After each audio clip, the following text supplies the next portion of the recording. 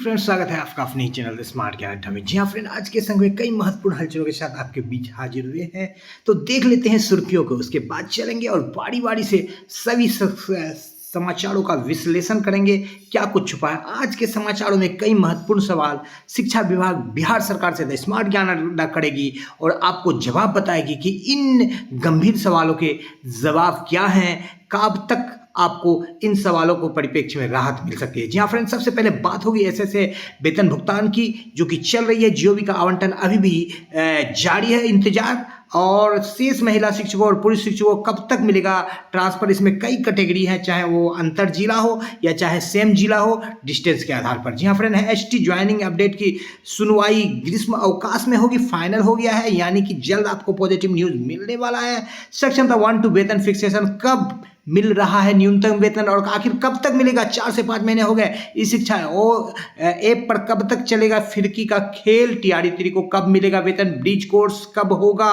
DA और बढ़ा हुआ एचआरए कब तक देगी सरकार? शिक्षा विभाग के विभिन्न हलचलों के साथ चलेंगे अगले स्लाइड पर। अच्छी खबर, जो सक्षमता 1 यानी कि जो विशिष्ट शिक्षक है, सेवा निरंतरता का लाभ मिलने को लेकर के पुष्कर कुमार जी के यहाँ के द्वारा अच्छी खबर निकल करके जा रही है एसीएस के माध्यम से। जी हाँ फ्रेंड, इसको भी देखेंगे। तो चलेंगे अगले स्लाइड पर और बारी बारी से जानेंगे क्या कुछ खबरें निकल करके आ रही है। जी हाँ फ्रेंड, सबसे पहले ट्रांसफर पोस्टिंग अपडेट को ले लेते हैं। कई महत्वपूर्ण हलचल है, वीडियो को स्किप नहीं करेंगे। शिक्षकों ट्रांसफर पोस्टिंग से जुड़ी स्कूल आवंटन का काउंटडाउन शुरू। आज ही शिक्षा कोर्स ऐप पर शिक्षक देख सकेंगे। स्कूल का नाम हो सकता है आज आपके विद्यालय का नाम आपको मिल गया है इस शिक्षा कोर्स ऐप पर। वैसे शिक्षक जिनका कल हो चुका है ट्रांसफर, पहले उनको जिला आवंटन होगा। इनके लिए आज किसी भी वक्त हो सकता है स्कूल का अलॉटमेंट। आज स्कूल का अलॉटमेंट अब तक नहीं हुआ है, आज रात तक भी हो सकता है, चूंकि थोड़ी सी जो स्कूल का अलॉटमेंट किया जाएगा तकनीकी त्रुटि है। कल देर रात तक टीआरई 1 2 के महिला शिक्षकों का हुआ था ट्रांसफर। 11,801 शिक्षकों का हुआ था ट्रांसफर। जिनका नहीं हुआ है ट्रांसफर उनका खत्म होगा इंतजार। इसी महीने के अंत तक दूसरी लिस्ट भी होगी जारी। दूरी के आधार पर फिर से लिस्ट होगी जारी। जून के पहले सप्ताह में पुरुष शिक्षकों का ट्रांसफर। पटना जिला में पोस्टिंग और सेम जिला ट्रांसफर भी शुरू होगी प्रक्रिया। एचएम की पोस्टिंग को लेकर 22 मई तक तिथि हो सकता है निर्धारण। तो कई महत्वपूर्ण हलचल निकल करके आ रही है। जी हाँ फ्रेंड, सबसे पहले देख लेते हैं अन्य प्रमुख हलचलों में। अप्रशिक्षित शिक्षकों के वेतन भुगतान को लेकर के सुप्रीम कोर्ट के द्वारा एक अच्छी पहल निकल करके आ रही है, यानी यथा स्थिति को बरकरार रखते हुए उनका भुगतान कर देना है। तो जिन जिलों में जो बचे खुचे और प्रशिक्षित शिक्षक, उनको घबराने की जरूरत नहीं, उनको यथा स्थिति बरकरार रखते हुए भुगतान करने की जरूरत है। यदि आपके भुगतान में कोई दिक्कत होती है, द स्मार्ट ज्ञान अड्डा से आप संपर्क कर सकते हैं। जी हाँ फ्रेंड, यहाँ पर मध्याह्न भोजन अंतर्गत रसोइया के पारिश्रमिक में वृद्धि को लेकर के हड़ताल की खबरें निकल करके आ रहे हैं। जी हाँ फ्रेंड, अल्प वेतन भोगी से भी अति अल्प वेतन भोगी यहाँ पर जो है रसोइया है, नाम मात्र का 1650 रुपये उनको मिलता है और 11 महीने का वेतन दिया जाता है। ये सरकार के शोषण की पराकाष्ठा है। आज के इस महंगाई के युग में कम से कम जो है 500 रुपये एक दिन का खर्च जो है कि बीपीएल वाले परिवार भी करते हैं और करना लाजमी हो जाता है। ऐसी स्थिति में 1650 रुपये महीने पर जो है एक विद्यालय जैसे सुसभ्य संगठन में काम करवाना, और लगभग 80 बच्चों का सरकार उनको बोझ देती है। लेकिन उनके बोझ को देखा जाए तो एक एक के रसोइया पर लगभग 150 से 200 विद्यार्थी का बोझ है। तो ऐसी स्थिति में उनके पारिश्रमिक को बिल्कुल जो 10,000 यहाँ पर दिया गया है उनको करना चाहिए। इस बाबत जो हड़ताल हो रही है, द स्मार्ट ज्ञान अड्डा बिल्कुल सरकार के इस जो नियम है, जो इसमें कि बहुत ही कम वेतन दिया जा रहा है, इससे बिल्कुल सहमत नहीं है और जो बिल्कुल हड़ताल का सहयोग करेगी द स्मार्ट ज्ञान अड्डा। यहाँ पर देखिए, जीओबी मत से आच्छादित शिक्षकों का जो है वेतन आवंटन संबंधित सूचना निकल करके आ रही है। इस सप्ताह के अंत तक होने का खबर है। जी हाँ फ्रेंड, ये पूर्व की ही खबर निकल करके आ रही है। आज आवंटन होने की सूचना थी, क्योंकि अगले सप्ताह के प्रथम 2 कार्य दिवस में संचय का अनुमोदन हो जाएगा। तत्पश्चात बिहार के समस्त शिक्षकों के वेतन मद की राशि 4 महीने जिला डीपीओ स्थापना के खाते में अंतरित कर जाए। उम्मीद है कि तय समय में शिक्षकों का वेतन भुगतान इस माह के अंत तक हो जाएगा, यानी मई के अंत तक टाइमलाइन दिया गया है। लेकिन जो है सोमवार को ही जो है ये जो है वित्त विभाग को चला गया था, लेकिन अब तक इस पर कार्रवाई नहीं हुई है। वहां से शिक्षा परियोजना जाएगा और वहां से 48 घंटे का टाइमलाइन रहता है। फिलहाल जब एक बार कुछ काम में दिक्कत हो जाती है तो क्या होता है कि उसको सुधारना नए सिरे से काम करने से ज्यादा टफ होता है। वही स्थिति हो गई है जीओबी मत से आच्छादित शिक्षकों के वेतन आवंटन को लेकर के। जी हाँ फ्रेंड, 4 महीने का आवंटन होगा और ये आप जान करके चले कि अब आपको मई के अंत तक ही भुगतान होगा। इसमें खास करके सहरसा जिला में काफी लंबा समय से भुगतान रुका हुआ है। विशिष्ट शिक्षकों को मिलेगा सेवा निरंतरता का लाभ। शिक्षा विभाग के एसीएस शिक्षक नेता आनंद पुष्कर शिक्षकों की सेवा निरंतरता पर एसीएस ने जताई सहमति। इस तारीख तक जारी होगा पत्र। तो ये कोई पुष्ट खबर नहीं है, लेकिन सहमति जताया गया, कोई लिखित दस्तावेज अभी जारी नहीं किया गया है।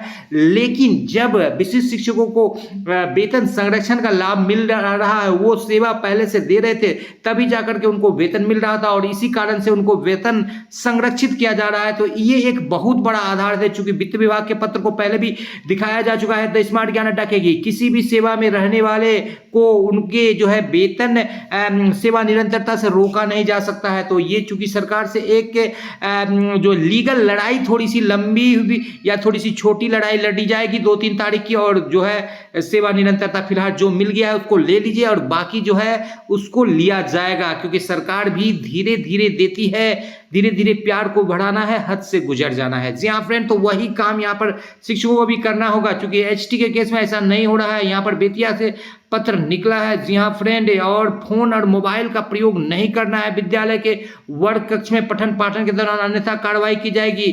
लेकिन हाजिरी तो बनाना है फोन से, उसके बाद प्रधानाध्यापक को दे देना है, और विशेष परिस्थिति में यदि आपका कोई कॉल आएगा तो प्रधानाध्यापक आपको बताएंगे। और आप विद्यालय अवधि में जो वर्ग कक्ष के अंदर फोन का इस्तेमाल आप नहीं करेंगे।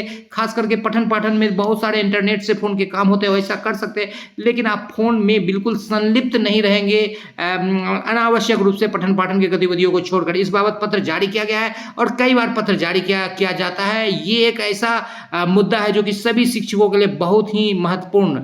जी हाँ फ्रेंड, यहाँ पर देखिए ग्रीष्म अवकाश में जो मैटर हो जो जज यहाँ पर दिया गया है 9/6/2025 मंडे टू 12/6/2025 ट्यूजडे। तो यहाँ पर जो 9 से लेकर के 12 तारीख का जो समय यहाँ पर दिया जा रहा है, इसी 9 से लेकर 12 के बीच में प्रधान शिक्षक के केस की भी सुनवाई होगी और बिल्कुल पॉजिटिव आपको जजमेंट यहाँ पर देखने को मिलेगा। जो 48 याचिका करता है उसको छोड़ करके शेष शिक्षकों को जो है बिल्कुल घर के नजदीक या कहे कि मनचाहा पोस्टिंग मिलेगा। ब्रजवासी जी अभी तक भी बर्खास्त हुए हैं, लेकिन प्रशिक्षण के लिए जाने वाले शिक्षकों में उनका भी नाम तो क्या कहने शिक्षा विभाग बिहार सरकार के। जी हाँ फ्रेंड, तुम करो तो रासलीला, हम करे तो करेक्टर ढीला। जी हाँ फ्रेंड, शिक्षक यदि थोड़ी सी गलती करे तो उन पर गाज गिर जाती है। और यहाँ पर जो शिक्षक है बिल्कुल सालों से बर्खास्त किए गए हैं, जो कि एमएलसी का चुनाव जीतकर जो है कि चले गए हैं विधान परिषद में, और उनको अब ट्रेनिंग देने के लिए सरकार भेज रही है। तो क्या कहा जाए ऐसे शिक्षा विभाग को, जय जय ऐसे शिक्षा विभाग को। बिल्कुल द स्मार्ट ज्ञान अड्डा प्रणाम करता है, बिल्कुल दंडवत प्रणाम करता है। शिक्षा विभाग में बंसीधर ब्रजवासी की फाइल में अभी भी शिक्षक के रूप में है। नियमित दिनचर्या और सादा जीवन से 100 वर्षीय दंपति, ये ब्रजनंदन शर्मा है, प्राथमिक शिक्षक संघ के जो है अध्यक्ष। यहाँ पर जो है बीपीएससी शिक्षकों को दहेज का डिमांड करना पड़ गया महंगा, उन पर कार्रवाई की गुहार लगाई गई है। विशिष्ट शिक्षकों को इंडेक्स के अनुसार मिलेगा फिक्सेशन, यानी वेतन संरक्षण का लाभ मिलेगा। इंडेक्स समतुल्य वेतन फिलहाल अभी नहीं मिलेगा, जब आपको सेवा निरंतरता का लाभ मिलेगा तब आप इंडेक्स समतुल्य वेतन ले सकेंगे। कई महत्वपूर्ण बिंदुओं पर अब आपकी बात होगी। जी हाँ फ्रेंड, जो प्रश्न उठाए गए हैं उनका जवाब आपको बोला। ट्रांसफर कब तक, ट्रांसफर पर 2 बातें निकल करके आ रही है। यदि ग्रीष्मावकाश तक ट्रांसफर हो जाता है, सभी शिक्षकों को उनके मूल विद्यालय में भेज दिया जाएगा, अन्यथा सिर्फ लिस्ट खेलेगी सरकार और ट्रांसफर को चुनाव के आधार में डालेगी कि वोट दीजिए और ट्रांसफर लीजिए। जी हाँ फ्रेंड, एसटी ज्वाइनिंग को लेकर के भी यही बात है। ग्रीष्म अवकाश में इस पर सुनवाई हो सकती है और अच्छा न्यूज मिल सकता है। सक्षमता 1-2 वेतन फिक्सेशन मिल रहा है, न्यूनतम वेतन मिल रहा है, क्योंकि सरकार के विभाग की उदासीनता के कारण है। अन्यथा जो है 1 सप्ताह काफी था इन सारी समस्याओं के समाधान के लिए। और चूंकि विभाग के लोग सिर्फ और सिर्फ डर और लालच से काम करते हैं, बिल्कुल अपने कर्तव्य का निर्वहन नहीं करते हैं कि ये काम मुझे कर देना है टाइमलाइन के अंदर, जिस कारण से सक्षमता 1 का जो है फिक्सेशन और 2 का तो अभी काफी पीछे चल रहा है। प्लान जनरेशन का काम कर रहा है। ऑन बोर्डिंग जो है HRMS 2 पर, जहां पर HRA और DA अभी भी एक आध जिले का ही अपडेट किया गया है, और वो भी वेतन भुगतान किया जा रहा है कि नहीं अभी तक, जब तक भुगतान होगी